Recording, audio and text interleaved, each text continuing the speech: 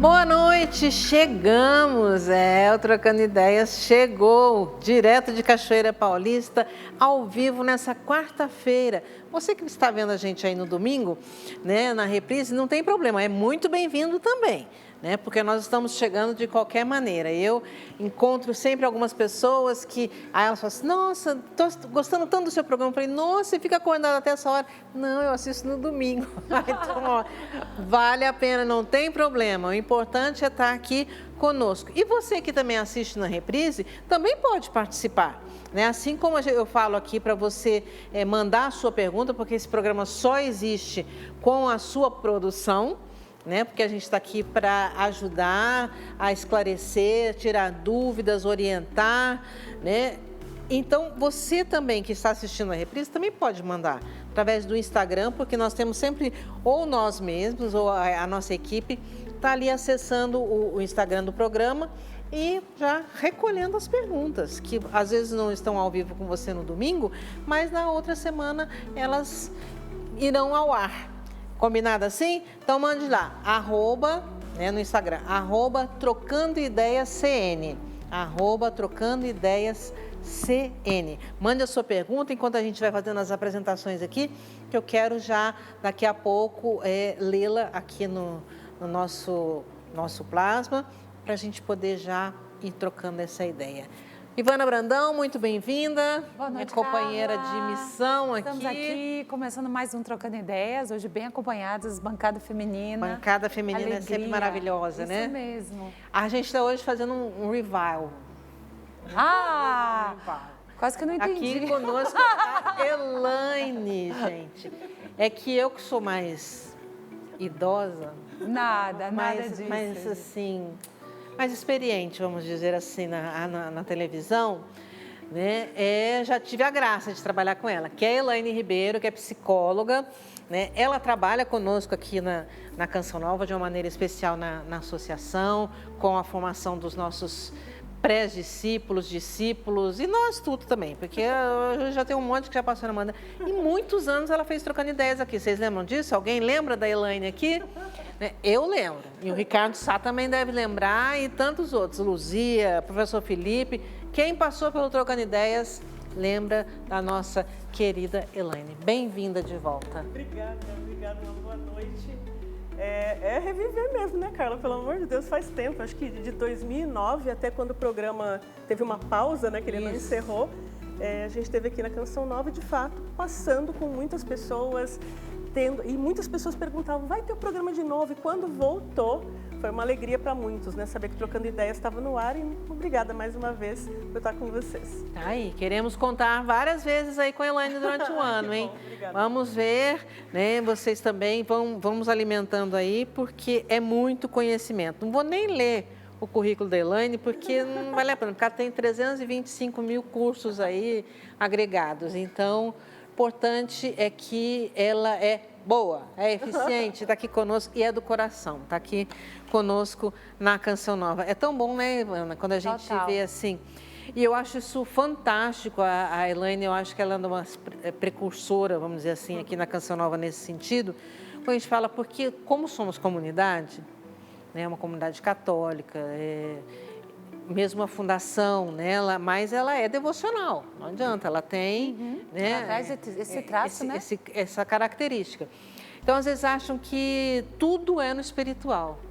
E a Elaine, posso até perguntar já isso para ela, quantos anos que está aqui, mas de provar que a gente também se preocupa com a parte humana, né? Exato. O humano é muito importante, eu acho que a gente precisa dessa junção aí, né, de corpo e espírito, mas também essa questão psicológica, até para viver bem a espiritualidade. Estou certo? Não, tá certa. E foi mais interessante que quando eu cheguei aqui na Canção Nova, isso foi no ano de 2008, e aí nesse momento, acho que no segundo dia que eu estava aqui, a gente teve uma reunião, estava o diácono Nelsinho, o conselho da época, né, para apresentar o trabalho que eu ia fazer. Quando estava saindo aí de Vânia, da comunidade, falei, espera, tem uma pessoa atrás de você. E era o Padre Jonas, né? E aí o padre falou, tudo bem, filha? E perguntou quem eu era, enfim, foi conversando.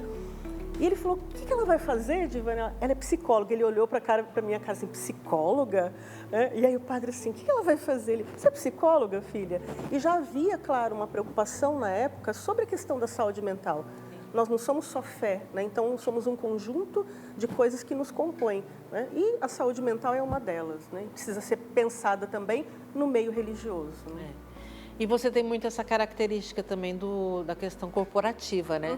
De trabalhar o corporativo, de dar formação em RH. Porque você já também trabalhou, hoje falando que você está com essa questão na associação, mas foi também na fundação um bom tempo, justamente ali no RH, né? Para fazer formação, cursos, mas também vários testes, né? Que vão fazendo mapeamento assim. de perfil, de entender como a pessoa funciona, o que ela faz, enfim, quais são os talentos que ela tem. Na época, esse era o desafio para a gente, né?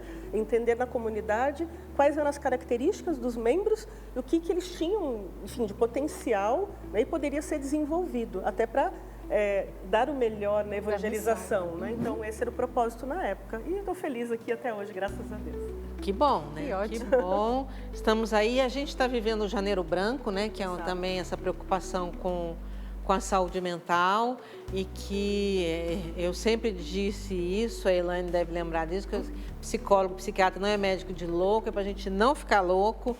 Então, vale a pena, a gente tem que ir atrás, a gente tem que procurar, né, a ajuda, porque ninguém, já dizia o Padre João, ninguém é bom sozinho. E também, se Deus nos deixou todos esses profissionais da área da saúde, cabe a nós usá-los, né? Num bom sentido, assim, usufruir desse conhecimento todo. E o da Elaine, então, né, gente? Porque estuda, vamos lá, sério. Ela não está trabalhando, está estudando.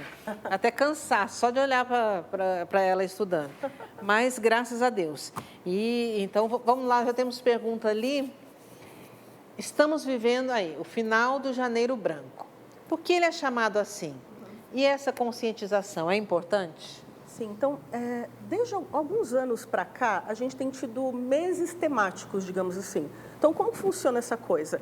O Janeiro Branco, Outubro Rosa, e vários temas que vão dando uma preocupação para aquele mês. O Janeiro Branco vai falar especificamente do cuidado com a saúde mental, já aproveitando aquela via do começo do ano, a esperança que a gente tem, o que a gente pode fazer daqui para frente, é como se a gente tivesse aquela história da folha em branco para escrever um novo ano. É muito propício quando a gente termina o ano fazer planos, né? E um deles, e que a gente acaba esquecendo, e hoje tem um culto muito grande ao corpo físico, e tem deixado a saúde mental de lado. Então, o Janeiro Branco vem nesse sentido, né? Para que a gente possa entender um pouco mais, possa cuidar, mas não só no janeiro, mas de janeiro a janeiro, eu diria, né? Falar só de janeiro é muita hipocrisia, até o ano inteiro. Mas que a saúde mental é um pilar da nossa vida e precisa ter qualidade. Ivana, como é que você vê isso, essa questão do cuidado com a saúde mental e principalmente você que está ali hoje trabalhando na formação geral, né? Junto com a formação geral da comunidade, essa questão de cuidar dos membros também, não só na saúde física, mas na saúde mental, porque eu acho que a gente sabe que a saúde física, né, a atividade física e tudo mais, também corrobora para a saúde mental, mas de ter essa preocupação aí mais específica. É tão interessante que Paulo, quando ele vai falar na sua carta aos Tessalonicenses, se eu não me engano, lógico, ele vai pegar um jeito de falar dos gregos da época, né? Ele fala que o homem é corpo, alma e espírito, né? Então, a gente já vê essa dimensão corpórea, fantástica, maravilhosa. Deus nos fez com um corpo. Eu gosto muito de um salmo que diz assim, o Senhor me deu um corpo e eu disse, eis-me aqui. A gente não ama com o nosso espírito, a gente não ama só com a nossa alma. Nós somos almas encarnadas num corpo, então a gente tem um corpo, mas Deus também deu para a gente essa alma que faz a gente viver, essa alma que sente, essa alma que faz movimentar esse corpo, né? Então é bonito porque o corpo vai expressar a minha alma. Então quando a gente não está bem na nossa alma, quando a gente está numa deprê, quando a gente está exuberante, a gente está feliz, a gente expressa tudo isso no nosso corpo. Então tudo isso é interligado, não tem como. O perigo é a gente querer separar. Cuida só de uma coisa, cuida só do corpo. Quando a gente cuida só do corpo, a gente mata a alma. Mas quando a gente também se preocupa demais com uma coisa, a gente pode deixar a outra de lado. Então, Deus, quando nos criou nessa unidade, que é linda e maravilhosa, eu gosto muito de uma frase de João Paulo II, que ele disse que a alma vivifica o corpo e o corpo vive da alma.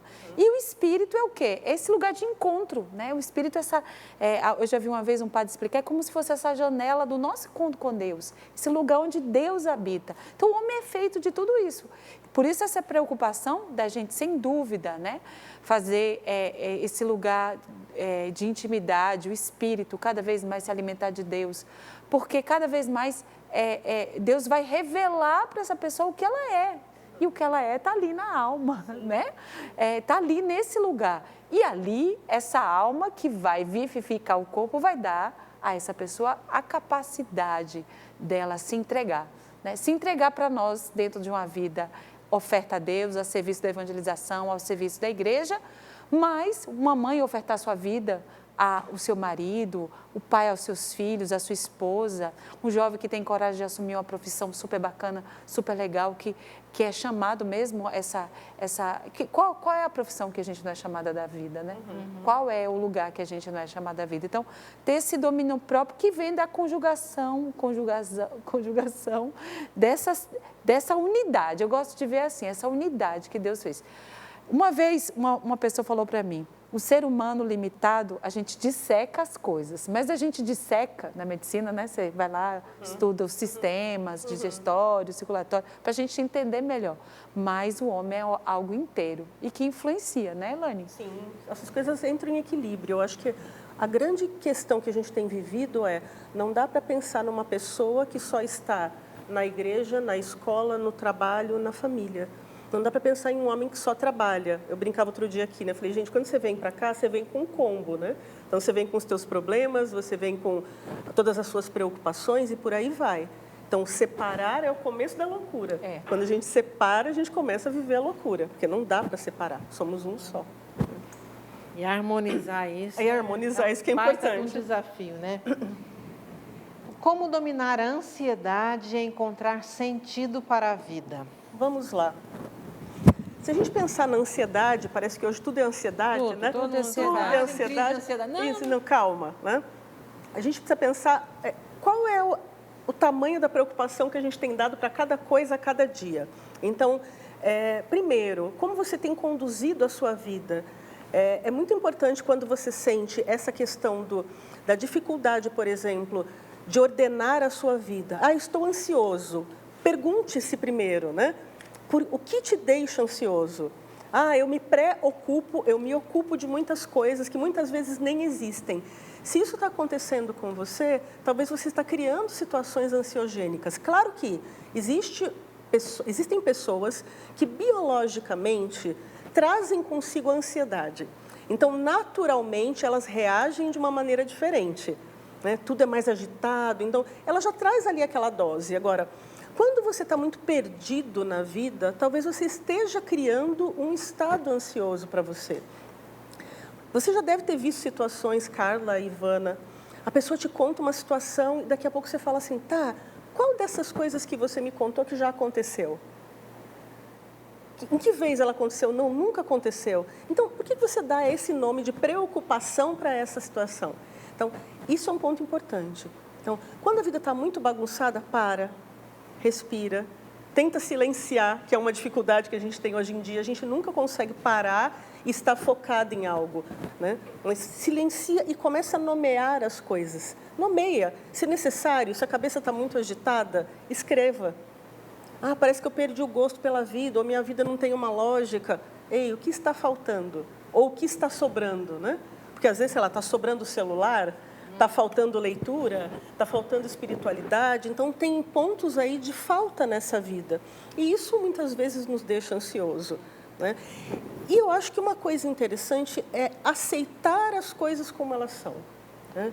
Muitas vezes a gente tem dificuldade de aceitar, ou a gente está lutando. Às vezes você conversa com alguém, a pessoa sabe que ela, por exemplo, ela tem um quadro ansioso mesmo, ela tem uma doença denominada, mas eu não quero tratar, porque eu vou à igreja.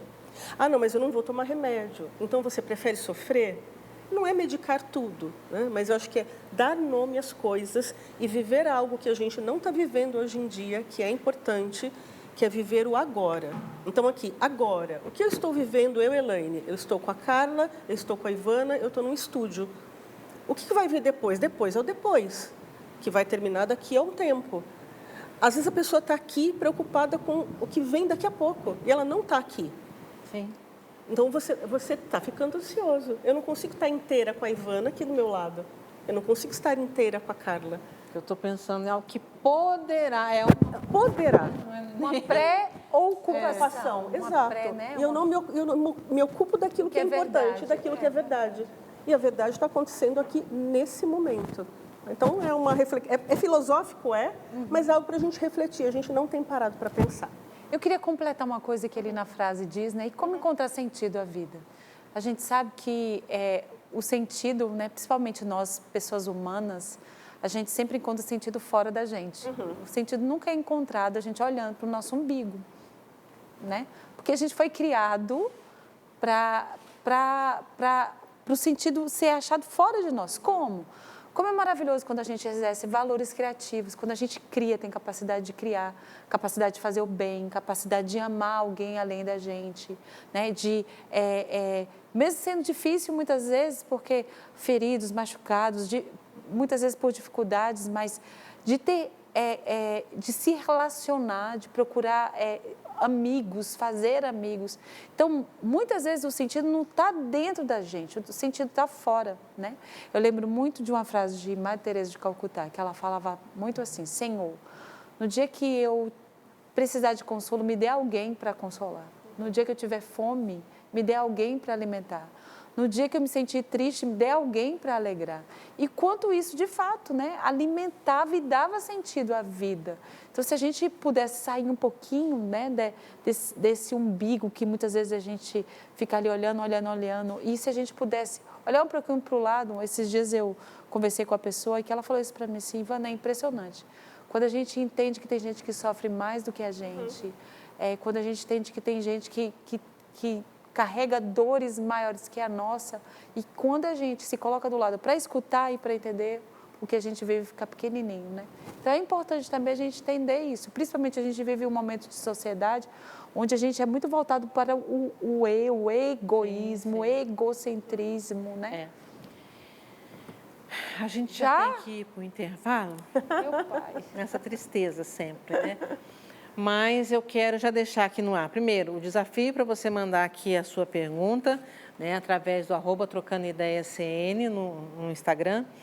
E também queria voltar no segundo bloco, já perguntando para a Elaine, a questão assim, quando a gente fala em sentido da vida, às vezes a gente confunde com alegria, em ser feliz, né? Então, para a gente falar um pouquinho disso, é rapidinho, intervalo e já a gente volta.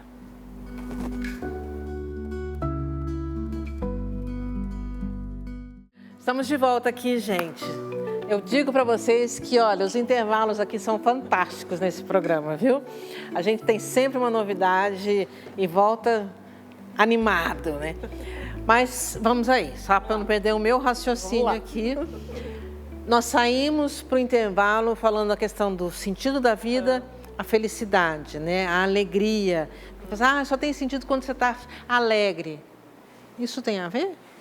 Então, tem a ver se você tiver uma visão errada da vida. Então, acho que começa com a concepção do que é viver e o que é passar por essa vida, como a Ivana falou, de não viver para si. Então, se você vive só para si, você vai se frustrar. Então, se você vive de uma maneira egocêntrica ou só buscando felicidade, uma hora essa felicidade acaba. E, na verdade, até tem um livro chamado Nação Dopamina, que fala muito sobre isso. Né? O quanto as pessoas estão viciadas em estar apenas estimuladas o tempo todo. Estar estimulado, diga-se, estar feliz. Então, eu faço aquilo que me dá prazer, aquilo que me deixa alegre. Então, eu vivo apenas um princípio. É como Freud dizia lá, eu vivo só o princípio do prazer. Olha, uma vida não tem só o princípio do prazer. Uma vida tem uma série de questões que vão acontecendo e que fazem de passar que a felicidade não é um modo contínuo. É como se a gente ligasse um botão, né? Liguei o botão, estou feliz o tempo todo. Mentira. Essa é uma grande mentira que a gente vive. A gente precisa ter esse cuidado. Se eu não tenho conduzido a minha vida de forma a querer só a felicidade afastar a tristeza. Por exemplo, hoje quando você fala em doença, em luto, em velório, rituais que às vezes são importantes que a gente passe ao longo da vida e que as pessoas têm evitado. Que precisam ser vividos. Precisam ser vividos, porque na verdade é na vivência desses estados que você vai lidando, inclusive com o prazer de viver. Eu tive um ente muito querido que faleceu. Então, mas agora eu estou triste. Não, eu não posso viver essa tristeza. Não, você precisa viver essa tristeza. Você precisa passar por esse momento, até para valorizar os momentos que você teve felizes ao lado dessa pessoa. Então, o quanto é importante a gente fazer esse equilíbrio da balança. A gente tem esquecido muito esse aspecto e, claro, com esse esquecimento a gente sofre, né? Não há só felicidade numa vida. Cuidado com os livros que dizem muito para a gente, né? Como buscar a felicidade, como ser feliz a qualquer preço. Não tem, não existe. Não existe a felicidade constante. Não existe. Eu acho que é uma grande mentira, inclusive, né? Achar que a gente vai estar feliz também não teria graça. Mas engraçado, você sabe que a grande crise, inclusive, da sociedade, dos jovens, inclusive, é isso. Quando uma coisa não traz felicidade para muitos, não digo para todos, né? Eu perco o interesse. Então, eu tenho que estar feliz e motivado o tempo todo, né? Então, não existe isso também. E parece que é até um risco, né, Lani? Porque, tipo assim, a gente vê vários princípios que podem surgir até perigosos na vida de um jovem, de um adulto. Eu estou no patamar aqui de felicidade. Ela vai me... E no livro da Nação Dopamina, ela fala muito isso. A gente chega a um X de dopamina. Esse X já não tem mais graça. Aí a gente tenta 2X. Esse 2X vai ter uma época que não vai satisfazer mais. E aí o princípio da drogadição, da pornografia, a pornografia, e vai, né? Por quê? Porque o nosso organismo ele vai tentar sempre fazer a gente... Não, o equilíbrio, Carla. Se a gente está muito feliz, ele vai dar um jeitinho da gente entender que a gente precisa sofrer, porque a gente precisa do equilíbrio aí. Então, outra coisa também que é interessante em relação, existe a boa dopamina. O nosso organismo consegue entender que, nossa, isso aí que ela fez foi legal e vale a pena. Uma boa dopamina, você superar algo, exemplo...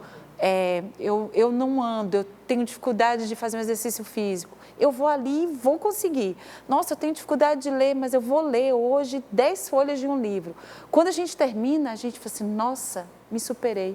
Isso é dopamina e é uma dopamina boa, legal e que faz bem, porque esse negócio de dopamina, teve alguém que criou? Concorda comigo? Foi Deus? E ela não é malvada, gente, ela não é malvada. O problema é a dopamina má, é a dopamina do Reels, é a dopamina dos videozinhos rápidos no YouTube, é a dopamina da pornografia, é a dopamina do prazer pelo prazer, e é isso que faz mal ao ser humano. Esses prazeres momentâneos, né? A dopamina, quer ver, maravilhosa de você contemplar uma bela natureza. Tem coisa melhor, não é?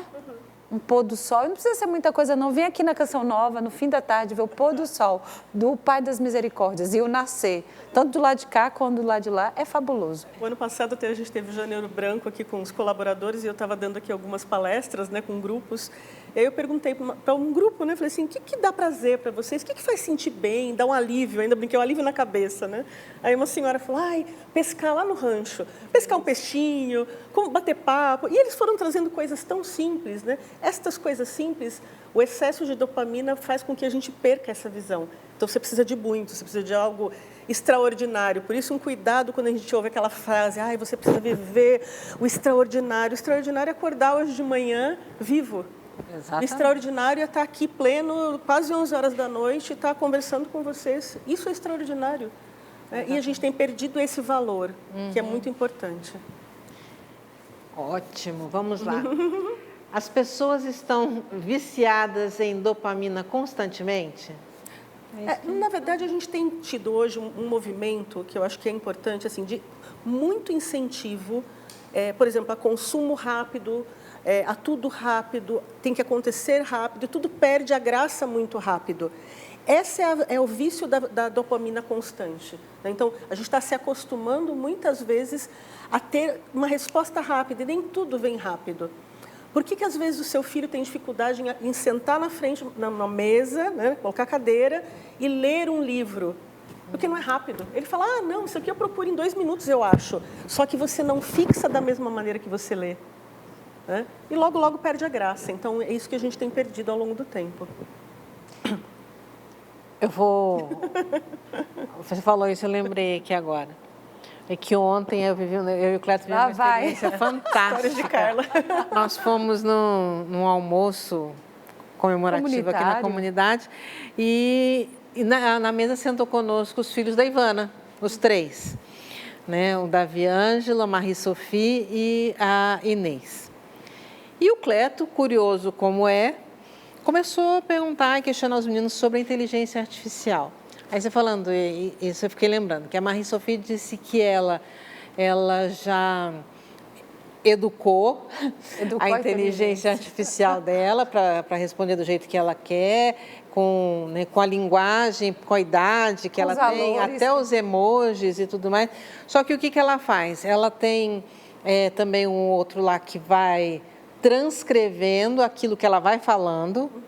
Então, ela lê algo, uma matéria, isso para estudar, né? Na inteligência artificial, ela vai lendo em voz alta, daí vai transcrevendo, com isso ela está lendo lá o que ele está transcrevendo e ela também vai escrevendo, que é a maneira que ela tem de guardar. Então, você imagina, se não é uma super dopamina da boa, né?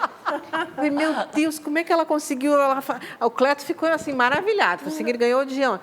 Então, e assim a gente vê que realmente...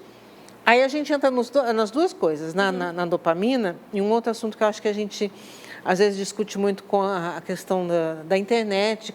Então, eles estão aprendendo a usar bem também a internet, a própria IA, né? Lógico, por quê? Porque tem a supervisão da mãe, né, gente? A supermãe, apesar que diz que o pai também, que o cabeção ali também é o pai. Mas que faz bem, então a gente não precisa se fechar e ter medo, né, das coisas, das novidades, né, da tecnologia e tudo. Mas é saber usar e usar bem. Eu achei, assim, fantástico mesmo. Fã dos 3 ontem. Como superar a ansiedade e, ao mesmo tempo, lidar com a educação da filha de 18 anos que não me obedece e nem dá satisfação? Temos 2 temas aí, né, importantes. Primeiro, a questão da tua ansiedade, se você nota que ela já chegou num grau que está difícil administrar, não tenha coragem de cuidar. Não tenha medo. Não tenha medo, melhor, não tenha medo, perdão. Não tenha medo, tenha coragem de cuidar, né? Então, tenha coragem de cuidar, de buscar ajuda para que você, estando bem, consiga lidar com toda a sua vida, na verdade, de maneira geral. Mas a questão de limites aos filhos é uma coisa construída, né? E ela tem um cenário que eu nem vou te dizer o que fazer, porque seria até estranho da minha parte, mas tentar se aproximar à linguagem da sua filha também é um caminho, né? Então, assim, às vezes você não obedece porque a sua linguagem ela não te obedece porque a linguagem não é a melhor, ou você já tem outros conflitos dentro de casa. Então, eu digo que cada casa é uma casa, né, Ivana? Verdade, então, não tem como a gente dizer assim, olha, faça isso, mas procure para um pouco e imagina assim, antes só da preocupação, o que está acontecendo aqui em casa que pode estar gerando esse diálogo ruim, essa coisa desrespeitosa, porque às vezes começa do filho, mas aí também você perde a mão e aí a coisa fica um pouco caótica, né? Tentar recomeçar por esse meio, mas eu diria assim, você precisa se cuidar para que você consiga dar conta das demais coisas. Muitas coisas podem ter acontecido para gerar sua ansiedade, como eu falei. Nenhum ansioso, ele é ansioso sozinho. Ele tem um pai ansioso, ou ele tem uma mãe ansiosa, ou ele tem irmãos ansiosos. Quando é um problema? Quando você começa a ter dificuldade de ter uma vida saudável. Então, assim, eu não consigo me concentrar, eu não consigo trabalhar, eu não consigo dormir. Então, isso já precisa ser cuidado, já precisa ser, às vezes, medicado, precisa ser trabalhado em terapia, né? Agora, não obedecer e não te dar satisfação, a gente entra no outro ponto, né? Porque ela ainda mora na sua casa. Sim. Não é? Então, aí a gente entra em coisas assim, parecem um pouco antiquadas, mas que, calma lá, você mora aqui debaixo de um teto, existem regras nessa casa. Como essas coisas têm sido colocadas dentro do lar? Né? E por isso que eu falo, cada casa é uma casa. Às vezes você está numa casa onde você trabalha o dia todo, às vezes esse jovem tem menos supervisão. O mundo da internet, infelizmente, também tem o seu lado ruim, que é, às vezes, transformar esse jovem e transforma, infelizmente, quando não bem supervisionado, quando não bem conduzido. Então, faça essa amarração para conseguir ter um primeiro caminho, mas acho que cuidar-se para cuidar dos demais. Verdade, sem dúvida. Essa questão, esse valor que a gente fala de respeito também aos mais velhos, aos pais, é uma coisa que precisa ser construída e a gente tem que continuar, né, cultivando isso, porque realmente é algo que está se perdendo. Está se perdendo. Agora, vou dizer de verdade para você, não tenha medo de dizer não. Exato. Eles podem estrebuchar, vai falar, ameaçar. É melhor um não bem dado para você depois não chorar mais tarde. E é isso que a gente fala, tenho 18 anos. E? Mora sozinho? Você se mantém? Não, né? Então, aqui dentro, minha filha, minha casa, minhas regras. Já fiz vários tratamentos psicológicos e ainda assim não consigo me perdoar. Traumas e frustrações. Isso tem me impedido de voltar para a igreja. O que fazer? Bom, vamos lá. Acho que é meio complexo, né? Complexo. É uma pista boa, mas acho que sim, como a pessoa traz uma questão da igreja, né? Então, imagino que seja alguém que frequenta a igreja, talvez suponha que seja católica, vamos pensar por esse lado? O que frequentou e viveu. E talvez tenha essas questões. Você já procurou um bom processo de confissão? Então, às vezes, uma escuta com o padre que possa te ouvir e possa ser, é o que a gente fala, a confissão de vida, né? Uma confissão prolongada, onde você consiga colocar essas coisas. Acho que esse é um caminho. Por quê? Às vezes, fazer essa coisa de vários tratamentos, claro, cada psicólogo tem uma linha de abordagem, né? E precisa ver, assim, vários tratamentos por quanto tempo, né? De que forma, como foi conduzido. E o que será que você não tem conseguido se perdoar? E aí eu acho que entra um outro aspecto relacionado a escrúpulo. Né? Verdade, Helena. Às vezes, pessoas muito escrupulosas, ela faz terapia, vai, confessa, e ela não consegue se perdoar. Então ela fala, não, eu não sou digno, eu não posso. Então, veja, parta de um princípio, se existe um processo de perdão, e a gente está falando desse processo no catolicismo, ele vem de fato para a absolvição dos seus pecados. Então, por que você tem essa dificuldade de não assumir e daí para frente dar um novo passo? Né? E avaliar como foi esse caminho. Né? Às vezes, talvez tenha uma outra coisa aí, um toque no meio do caminho, um transtorno obsessivo-compulsivo, que faz com que a pessoa tenha esse looping. Ela vai e volta e não consegue lidar. Às vezes, a própria falta de perdão, de perdoar mesmo, porque perdão é decisão. Eu briguei com a Carla, e eu estou mal porque eu briguei com a Carla. Aí eu fui lá e pedi perdão. Maravilha. A Carla não me perdoou. O que eu consigo fazer com isso? Eu fui lá e fiz a minha parte. Eu preciso seguir daqui para frente. A Carla não é obrigada a conviver comigo e ela pode continuar seguindo. Né? Então, são pistas aí para você talvez começar a pensar nisso e, de repente, buscar mais uma vez um acompanhamento com esse foco, até dizendo para a pessoa tudo isso e dando passos. Muito legal, muito interessante isso aí. Sofro muito por antecipação, ansioso, né? Só de pensar no que vai acontecer no amanhã. Como não deixar esse medo me paralisar? Vamos lá. Pergunte-se de novo, né? Faça a seguinte pergunta. Quantas vezes este medo do qual eu tenho já aconteceu na minha vida? Essa é uma pergunta importante. Essa pessoa assim... eu tenho medo de voar de avião, tenho um pânico, porque vai cair. Quantas vezes caiu? Não, mas aquela vez, né? Então, caiu. Tá. Algo aconteceu com você? Eu tenho... Então, porque o medo é uma criação. É uma defesa? O medo sempre é uma defesa. Mas em excesso, ele adoece. Então, começar a balizar isso, colocar na balança e racionalizar. Para medo, a gente tem que racionalizar. Eu passei anos, por exemplo, com medo de dirigir, porque uma vez na empresa anterior houve um acidente de carro e esse carro rodou e eu travei, eu não conseguia mais dirigir. Como eu perdi esse medo? Primeiro eu fiquei anos sem dirigir e depois eu fui me aproximando do medo aos poucos. Então eu entrava no carro, sentava no carro. Aqui um dia eu saí com meu irmão andar e eu falei, hoje eu tenho que perder esse medo. Suando, né, em bicas. Enfim... Mas eu fui enfrentando aos poucos. ralei carro, bati carro, enfim, voltei para a autoescola e a coisa foi acontecendo aos poucos. E hoje vai a São Paulo sozinho? E hoje eu vou para qualquer lugar de carro, graças a Deus, senão minha vida estava empacada. Mas é um enfrentamento que você tem que fazer, não se jogando direto. Então não adianta pegar uma pessoa com medo e jogar na piscina. Sim, sim. Eu tenho que aproximá-la aos poucos. Uma coisa também que eu acho que é uma boa terapia, se eu pudesse falar assim, de Deus e com Deus, tem uma santinha que eu gosto muito dela, que é Santa Teresa do Menino Jesus. E tem um poema que ela fez, que ela fala assim: a confiança e nada mais do que a confiança que irá me conduzir ao amor. Depois tem um padre brasileiro, muito conhecido, que ele dizia assim: acostumei o meu coração a confiar sempre e em tudo. Padre Jonas Abib.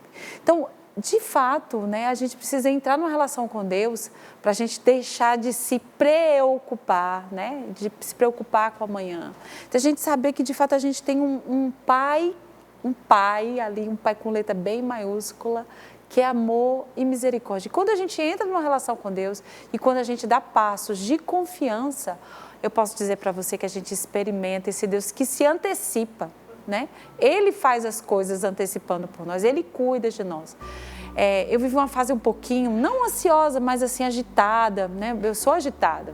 E quando eu rezava, eu me imaginava num rochedo, deitada em cima de uma rocha. E eu falava para Deus: você é a rocha das minhas emoções. Você é que me dá essa força, né? E ali a gente ia conversando, eu e Deus, ele e eu, e eu me acalmava. Por quê? Porque eu sou frágil, pronto. Mas Deus é uma rocha. Pronto. Concluí, claro. Tem que achar o seu centro ali. Não é verdade? A gente precisa. Isso. Ai, gente, lá se foi mais um bloco. Nós vamos agora para mais um intervalo e voltamos para o último bloco do programa. Quero muito ainda responder colocar aqui na mesa a sua pergunta, a sua dúvida. Então, mande já, que é rapidinho e a gente já volta. Já estamos de volta aqui no último bloco do Trocando Ideias desta noite. Hoje falando aqui muito sobre a questão da saúde mental, mas como a gente poder, né, tratar e cuidar disso. Vamos lá, nós vamos continuar com o nosso tema. Você que não mandou ainda a sua pergunta, pode mandar, né, no Instagram, né, @TrocandoIdeiasCN. Além de mandar a sua pergunta, você pode também começar a seguir a gente. Então, vai lá, mande a sua pergunta, mas já clica ali, torne-se um seguidor, comece a seguir o programa Trocando Ideias. Então, @TrocandoIdeiasCN. Combinado? Vamos lá, então. O que fazer quando a ansiedade e a preocupação têm fundamentos em situações reais? E aí o medo vem. Muito bem. Vamos lá. Como a gente falou que o medo é protetivo, né? Muitas vezes, quando você tem essa preocupação, eu vivi um acidente, a gente falava de trânsito, então isso vem de maneira muito forte. Não necessariamente a situação vai se repetir por muitas vezes. Então, é muito importante que a gente entenda também que nem tudo vai nos ocorrer tantas vezes assim. O raio não cai duas vezes. É uma coisa que a gente faz o paciente até entender. Eu sofri muito com uma coisa, então, sei lá, eu vivo hoje estresse pós-traumático porque em algum momento eu estava no trânsito e fui assaltado, fui abordado. Essa é uma coisa que dura por mais tempo. Então, isso é baseado em um fato que aconteceu. Muitas vezes você vai usar estratégias para a sua vida não paralisar. Então, sempre pensa nisso. Eu não posso deixar que a minha vida deixe de ser funcional e que o medo me amarre. Ele pode me proteger. Então, o medo te ajuda quando eu saio de carro e não vejo se tem ninguém atrás, se eu não vou bater em ninguém. Agora, se eu imaginar que, mas um dia eu bati. Então, talvez você tenha que dirigir com cuidado e com calma. Então, só cuide disso, para que você não exagere a mão toda vez e a mesma coisa não vai acontecer contigo várias vezes. Agora, se você não se sente seguro e se isso está paralisando você viver, como eu falei no bloco anterior, procure ajuda especializada, que muitas vezes vai envolver não só a fé, mas vai envolver também um médico, um psicólogo profissionais que vão te ajudar a sair dessa situação. Gente, eu quero aproveitar isso e mais uma vez reafirmar isso aqui. Não tenha vergonha. Não é feio pedir ajuda. Feio é a gente viver o problema, pôr embaixo do tapete, sentar em cima e ficar sofrendo. Então, os profissionais estão aí para nos ajudarem. Então, vamos lá, procure um psiquiatra, procure um psicólogo, né? Também, como diz Elaine, vá para um bom confessor, um bom diretor espiritual. Vamos fazer um combo aí, porque não é feio, tá? Não é feio, não é errado, não é pecado, pelo contrário, né? Vai fazer muito bem para a nossa alma e para o nosso corpo. Essa pergunta ainda está ali, vamos ver. Agora, dentro daquela pergunta, Carla, eu queria Ivana quer perguntar uma pergunta. Perguntar também, porque eu pensei nessas coisas reais, concretas, né? Um acidente, um roubo, mas eu fico ansiosa diante das contas que eu tenho para pagar. E eu não tenho o que fazer. Né? E aí, Elaine? Porque essa também é um real de todo brasileiro. Hoje a gente sabe que quase 80% das famílias do Brasil, elas vivem um endividamento. Sim. E diante de uma situação dessa, de um pai, de uma mãe de família, de uma mãe solo, que muitas vezes cria os seus filhos sozinho, né? Não tem um esposo, um pai também sozinho. Como fazer? Sabe que eu acho que, para tudo que a gente tem medo, um desconforto, uma ansiedade, é importante que você toque na situação. Nossa, estou muito endividada, não sei o que fazer. Eu já escutei isso em várias situações de consultório, as pessoas dizerem, é melhor eu não saber quanto eu devo, porque senão eu me desespero. E, na verdade, a gente toca no efeito contrário. Quando você não sabe, a coisa te deixa mais angustiada, porque você fala, será que é 10, 20 ou 50?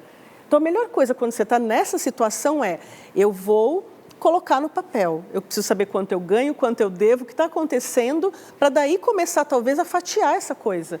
Eu posso pagar X por mês. Em 200 meses eu vou pagar essa dívida. Ok, você vai ser em 200 meses, pelo menos você coloca os pés na realidade. É isso que eu tenho. É pôr uma métrica e ter a coisa mais palpável, com base naquilo que eu vivo. Olha, tenho esse valor comigo e não consigo ter mais. Não, tenho isso, mas consigo fazer um trabalho a mais, mas toque no problema. E isso vale não só para o dinheiro, vale para os problemas familiares, vale para a sua relação conjugal, vale para a sua saúde. Às vezes a pessoa fala, é melhor eu não ir no médico, se eu descubro uma coisa. Então ela tem um desconforto na saúde, mas é melhor não mexer, porque vai que eu descubro uma doença. Pois é, e aí você fica com essa dúvida, e essa dúvida tira o seu sono, te corrói por dentro e você sofre uma eternidade. Vamos lá, minha gente, coragem. Quais são os sinais de alerta de uma pessoa que deve observar em si para saber que é hora de buscar ajuda profissional? Boa. Um dos principais pontos que você deve se preocupar é o seguinte: será que aquilo que eu tenho sentido tem me impedido de viver bem? Então, assim, eu noto, por exemplo, uma insônia que não passa. Eu noto uma irritabilidade que não passa. Eu noto uma tristeza que não é só uma tristeza por algo focal, é algo que está demorando um século. Se isso estiver acontecendo, você deve buscar ajuda. Então, assim, porque já está atrapalhando a tua qualidade de vida. Você já não trabalha bem, você já não consegue ser um bom pai, você já não é um bom profissional. Então, é hora de buscar ajuda especializada, porque já se estendeu por alguns meses. Estou anotando tudo aqui. Estou vendo ali que ela não para. Tenho pensamento suicida. O que eu devo fazer? Sim. Bom, vamos lá. No Janeiro Branco é muito bom falar sobre isso, que a gente tem muito medo, muita vergonha ou muita culpa de falar sobre esse tipo de pensamento.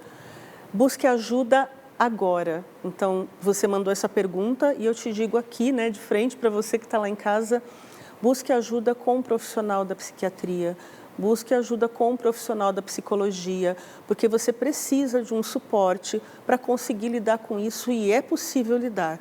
Não tenha medo de enfrentar esse monstro, porque você também não tem culpa que essas coisas aconteceram. Muitas pessoas que vivem essa realidade, elas vivem a vergonha, porque às vezes no ambiente espiritual, no ambiente da igreja, vão falar assim, não, isso é bobeira. isso é falta de Deus, isso passa, isso é bobagem da sua cabeça. E o pensamento suicida, ele não é algo que faz assim, plã, e ele some. Ele atormenta a pessoa, porque às vezes ela está vivendo uma dor muito grande, uma realidade muito difícil. E para alguns é como se aquilo fosse um alívio. Então, veja, algo deve estar acontecendo, algo não deve estar bem contigo e essa ajuda precisa acontecer agora, né? Então, se você não está conseguindo buscar ajuda sozinho, alguém perto de você que possa te ouvir e possa inclusive te ajudar a ir a algum lugar. Partilhar com alguém muito próximo. Exato, né? Alguém que possa ser essa pessoa de apoio que vai inclusive contigo ao médico. E você que é de uma comunidade, de uma igreja, que ouviu isso, dê atenção. E a gente precisa cortar uma coisinha que a gente fala assim, mas o cachorro que ladra não morde. Porque ele está falando e não vai fazer nada. Pois é, e às vezes faz, não é? Então, tenhamos coragem de tocar nessa realidade. Né? Vamos nos ajudar aí. Tenho estado ansiosa em relação ao passar da idade. O medo de entrar em depressão com isso. Como envelhecer saudável? Muito bem. Meu caso, diretor? Como envelhecer saudável? O primeiro ponto é aceitando que todos nós envelheceremos em algum momento da vida, né? É bom, né? Que eu acho ótimo. É incrível. Acho que a gente luta muito. Tem duas coisas distintas. Uma coisa é envelhecer bem, saudável, e hoje existem outras possibilidades, né? Mas não ficar neurótico com isso, né? Então, às vezes a gente está numa preocupação louca, ou seja, ansiedade, um estado de algo que nem aconteceu ainda, mas que você precisa cuidar. Tem uma fase da vida, a gente estava até falando antes do programa, né? Falávamos sobre isso. Perimenopausa, aquele período antes da sua menopausa, que vai mexendo com hormônios, que mexe com a sua pele, com tudo, já é um primeiro sinal de que, opa, a idade está chegando, algo está mudando. E como você tem vivido a sua vida? Esse é um convite. Você está falando das mulheres. E o homem, como é que ele descobre isso? Então, o homem também tem isso, porque a gente acha que não, né? Mas a andropausa. Exato. A andropausa no homem também acontece, mas essa aceitação dessa meia-idade, que já é uma nova fase de vida, que requer outras construções, outros tipos de pensamento, ela precisa acontecer. Não seremos jovens eternos. Então, essa é a dica, né? Olhe para si, o que você construiu, e cuide disso também para que você envelheça bem, né? Sem querer se transformar em algo que você não é. Não dá, né? E principalmente hoje a gente está num momento de sociedade onde se coloca muita pressão. Exato. Até pelo fato de envelhecer. A gente tem que envelhecer assim, assado, com essa forma, desse jeito, com essa qualidade assim, assado.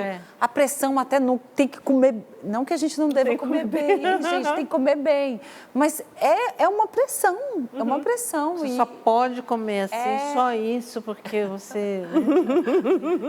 Tem um amigo meu que diz assim, eu vou morrer com boa saúde. Boa. É uma boa meta. É uma boa meta, É uma né? boa meta. Boa meta. Não, e é verdade. Eu acho que quando a gente também se aceita, né, vive bem, se aceita e vai vivendo bem esse período, ele é maravilhoso. Eu acho que a maturidade, ela... Nossa, eu sou muito Mas tem um feliz segredo agora. na aceitação. Aceitação com alegria. Sim, não, aceitação é assim. Tem assim, eu digo, muitas pessoas às vezes me criticaram quando eu deixei meu cabelo branco, mas gente, eu tenho cabelo branco desde os 18 anos. Então, né, e chegou uma época que eu cansei de pintar e também não tinha bolso para isso, além de cansar, porque era toda semana, meu cabelo cresce demais. Então, era quase toda semana, porque dava um dedo aqui, que cabelo pintado, com aquela diferença é horrível, né? Então, não, vou deixar branco. Ai, mas você tem um marido com cara de moleque. Eu falei, e daí? Quem tem a cara de moleque é ele, eu não, né? Então, graças a Deus, o Cleto também nunca assim... Mas eu me amo, vamos dizer assim, né? Eu me gosto de cabelo branco, sabe? Ai, você não cansou, você não quer pintar? Te vai bem, cara. Entendeu? Eu gosto do meu cabelo. Então, e estou vivendo essa fase boa, não tem essa coisa... Estou envelhecendo, gente. Está aí o diretor me chamando de vovozinha, estou envelhecendo. E bem, viu? Pediram para eu repetir a frase. Isso mesmo. Pediram para você repetir a frase de Santa Terezinha. Eu vou repetir a frase. Vou começar ela em francês, porque... Oui. Em francês, né, gente? A santa francesa.